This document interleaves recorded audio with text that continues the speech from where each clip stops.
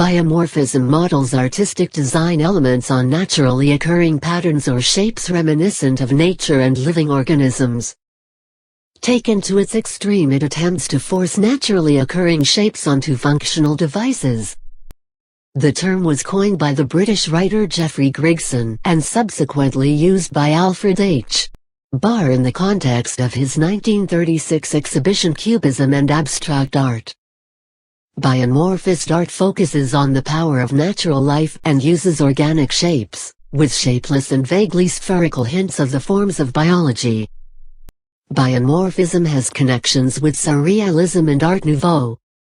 Henri Matisse's seminal painting Le Bonheur de Vivre, The Joy of Life, from 1905 can be cited as an important precedent.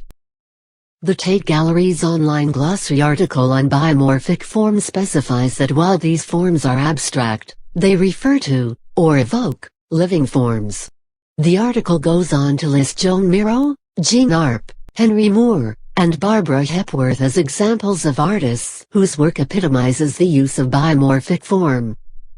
In July 2015, a Facebook group was set up by British artist Andrew Charles. The group morphed into a movement over the following year and was described through manifesto by Charles on July 16, 2016. Within the manifesto, he continued to break down the sculptural genre into specific patterns of creation, forming no less than 8 necessary protocols for a work to conform to the term biomorphism. The paintings of Yves Tanguy and Roberto Matta are also often cited as exemplifying the use of biomorphic form. During and after World War II, Yves Tanguy's landscapes became emptier, which has been seen as a psychological portrait of wartime Europe. The use of metamorphosis through Picasso influenced Surrealism in the 1920s, and it appeared both as subject matter and as procedure in the figurative paintings of Leonora Carrington and in the more abstract, automatic works of André Masson. Desmond Morris is a biomorphic painter of note, and Marc Newson a designer of note. The Sagrada Familia Church by Antoni Gaudí in Barcelona contains many features inspired by nature, such as branching columns intended to reflect trees. Other well-known examples of biomorphism in architecture can be found in the Lotus Temple in New Delhi, by Farah Borzsaba, based on a lotus flower, and the TWA Flight Center building in New York City, by Eero Saarinen, inspired by the form of a bird's wing. One of the leading contemporary architects that uses biomorphism in his work is Basil al-Bayati, a leading proponent of the school of metaphoric architecture whose designs have been inspired by trees and plants, snails, whales and insects such as the Palm Mosque at the King Saud University in Riyadh, or the Al Nakhla Palm Telecommunications Tower, which are based upon the form of a palm tree, or the Oriental Village by the Sea, in the Dominican Republic that is based upon the segmented body of a dragonfly.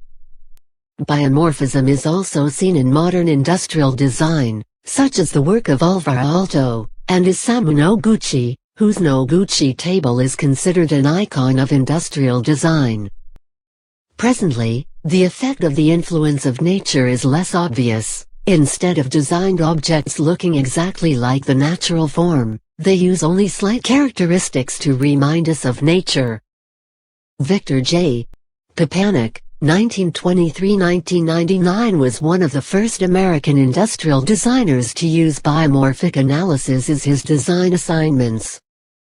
He reached international prominence while at Purdue University 1964–1970.